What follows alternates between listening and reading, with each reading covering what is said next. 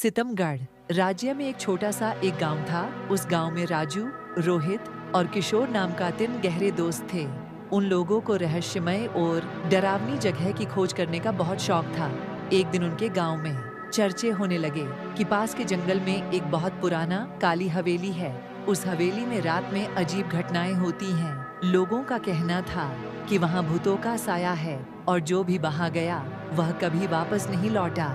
अरे रोहित और किशोर, क्या तुम लोगों को एक बात पता है? अपनी इस सितमगढ़ राज्य के पास वाले जंगल में एक रहस्यमय हवेली है। लोग कहते हैं कि उस हवेली में भूतों का साया है और जो कोई भी उस हवेली में गया है वह कभी नहीं वापस लौट कर आया है। हाँ राजू, कल मैं रामू काका के पास गया था तो रामू काका भी इसी भूतिया हवेली के बारे में कह रहे थे और वह कह रहे थे कि उस हवेली में पुराने जमाने में राजा महाराजा रहा करते थे। एक दिन उसके अपने ही सैनिकों ने उनकी हत्या कर दी। उसी दिन से उनका आत्मा भटक रहा है। अगर ये सी बातें हैं तो चलो हमें पता करना पड़ेगा आखिर उस रहस्यमय हवेली में ऐसी कौन सी चीज है। तीनों दोस्त ने तय किया कि इस रहस्य को सुलझाने हवेली में जाना पड़ेगा। रात के समय राजू, रोहित और किशोर तीनों जंगल के रास्ते हवेली की ओर जाने लगे।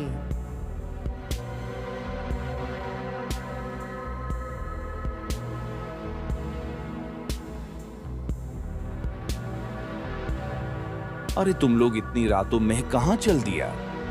रामू काका, हम लोग उस रहस्यमय हवेली में जा रहे हैं। अरे तुम लोग क्यों जा रहे हो? उस हवेली में मत जाओ। उस हवेली में जो कोई भी गया है वह कभी वापस लौट कर नहीं आया है। मेरी बात मान लो, तुम लोग मत जाओ, लौट चलो घर। रामू काका, हम लोगों को कुछ नहीं होगा, आप बिल्कुल चिंता मत करो। इतना बोलकर वह लोग चल दिया। हवेली बहुत पुरानी थी। दरवाजे पर जंग लगा हुआ था, लेकिन जैसे ही उन्होंने छुआ वह अपने आप खुल गया। अंदर घना अंधेरा था। दीवारों पर जाले थे और दीवारों पर डरावनी तस्वीर रखी हुई थी।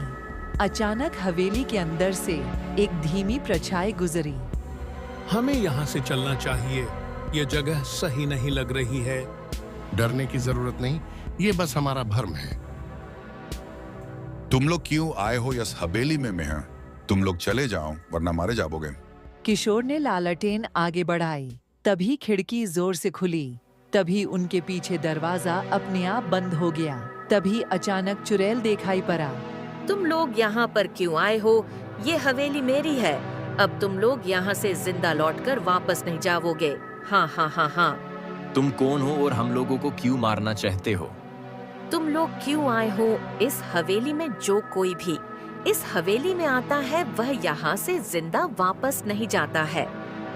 उसके बाद किशोर ने झट से उस चुड़ैल के ऊपर लालटेन फेंक देता है और चुड़ैल जलकर भस्म हो जाता है। सुबह होते ही वह लोग गांव वापस आ जाता है और सबको यह बात बताई। उसके बाद पूरे गांव वाले मिलकर उस हवेली की आंगन में पूजा करवाई और तब से हवेली में कोई अजीब घटना नहीं हुई। अरे राजू, रोहित और किशोर, आज तुम लोगों के कारण उस काली हवेली से चुड़ैल का साय हट गया।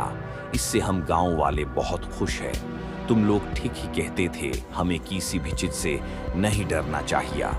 हमें निडर के साथ हर मुश्किल का सामना करना चाहिए। हाँ रामू काका, आपने सही बोला। अच्छा ठीक है रामू काका, अब शाम होने वाला है। अब हम लोग घर चलते हैं। उसके बाद वह लोग अपने अपने घर चल दिए। मुझे यशा क्यों लग रहा है कि इस हवेली के अंदर कुछ अब भी है।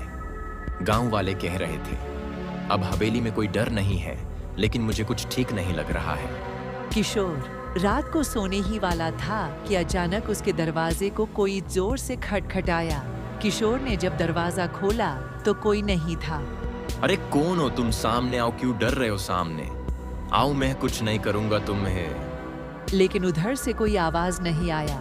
तभी किशोर को एक पुरानी कागज जमीन पर रखा हुआ दिखाई पड़ा। उसने कागज उठाया और पढ़ा। जो तुमने देखा वह सिर्फ शुरुआत थी, हवेली में कुछ और भी छिपा है। अगर हिम्मत है तो वापस आऊं। ये कागज कौन मेरे दरवाजे पर रखकर चले गए, और हिम्मत है तो वापस हवेली में आओ। ये कौन हो सकता है? अच्छा, कोई बात नहीं श्री, अब भी रात भी बहुत हो चुकी है। कल राजू और रोहित को यह बात बताऊंगा। उसके बाद किशोर अपने बिस्तर पर जाकर सो गए और सुबह होते ही राजू वो रोहित के पास चल दिया और उन लोगों को रात में हुई सारी घटना बताई। अगर यह सी बात है तो हम लोगों को एक बार फिर से हवेली में जाकर देखना पड़ेगा। आखिर यसी कौन सी चीज है जो हमें चुनौती दे रही है? हमें पता लगाना पड़ेगा। अगली रात में तीनों दोस्त फिर से हवेली में पहुंचे। अंदर घुसते ही उन्हें अजीब सी लग रही थी। दीवारों पर अब भी जाले थे, लेकिन पिछली बार की तुलना में हवेली और भी खंडर जैसी लग रही थी। वह लोग उस हवेली के एक कमरे में गया तो उसे एक नक्शा मिला। उस नक्शे में एक और गुप्त हवेली का पता था। राजू और रोहित ईश नक्शे के अनुसार एक और गुप्त हवेली है। अगर ऐसी बात है तो हम लोग ईश नक्शे के अनुसार चलते हैं और उस हवेली को ढूंढते हैं। तुम लोग ध्यान से सुनो। इस नक्शे में बता रहा है कि इस महल से कुछ दूर आगे जाने के बाद एक शमशान घाट होगा। उस शमशान घाट में एक पलस का निशान होगा। उस पलस के निशान को छूते ही एक और हवेली दिखाई पड़ेगा। हम लोग इसी नक्शे के अनुसार चलते हैं उस श्मशान घाट के पास और वो ही पता चल जाएगा यह गुप्त हवेली कहाँ पर है। उसके बाद वह लोग उस श्मशान घाट की ओर चल दिया। थोड़ी आगे जाने के बाद उन लोगों को एक श्मशान घाट दिखाई पड़ा। अरे राजू और रोहित, यह शमशान घाट तो कितना डरावना है। मुझे तो बहुत डर लग रहा है। डरने की कोई बात नहीं है। हमें डरना नहीं चाहिए। हमें हिम्मत से काम आगे बढ़ाना पड़ेगा।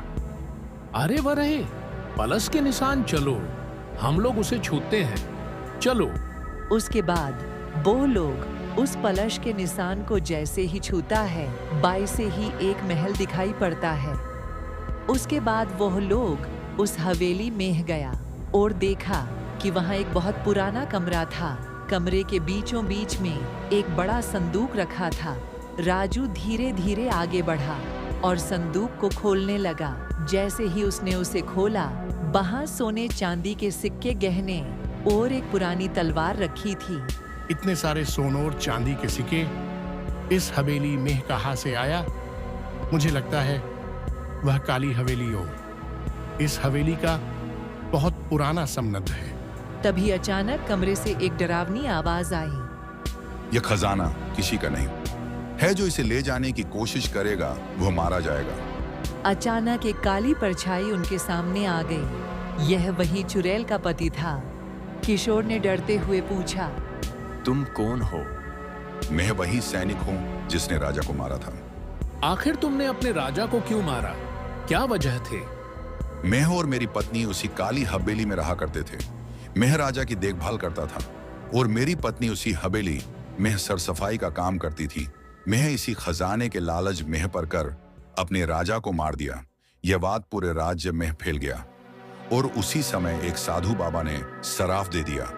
उसी दिन से मैं और मेरा पत्नी का आत्मा भटक रहा है। मेरी पत्नी उस राज हवेली में रहा करती थी और मैं यहाँ, लेकिन तुम लोगों ने मेरे पत्नी को मार दिया। अब मैं तुम लोगों को नहीं छोड़ूंगा। तीनों दोस्त बुरी तरह डर गए, लेकिन किशोर ने हिम्मत करके कहा, हमें यह खजाना नहीं चाहिए। हमें बस यहाँ से जाने दो। अब तुम लोग यहाँ से जीना वापस कभी नहीं जा पाओगे। मैं तुम लोगों को मार दूंगा। तभी अचानक से किशोर को एक किताब दिखाई पड़ा। किशोर ने झट से वह किताब लिया और पढ़ा। उस किताब में लिखा था कि उस खजाना को जला दोगे तो वह सैनिक की आत्मा अपने आप जलकर भस्म हो जाएगी। किशोर ने झट से लालटेन उस खजाने वाले संदूक पर फेंक देता है और उस सैनिक की आत्मा चिल्लाते हुए जलकर भस्म हो जाती है। उसके बाद वह लोग अपने अपने घर लौट आता है और अपना जीवन खुशी खुशी के साथ बिताता है।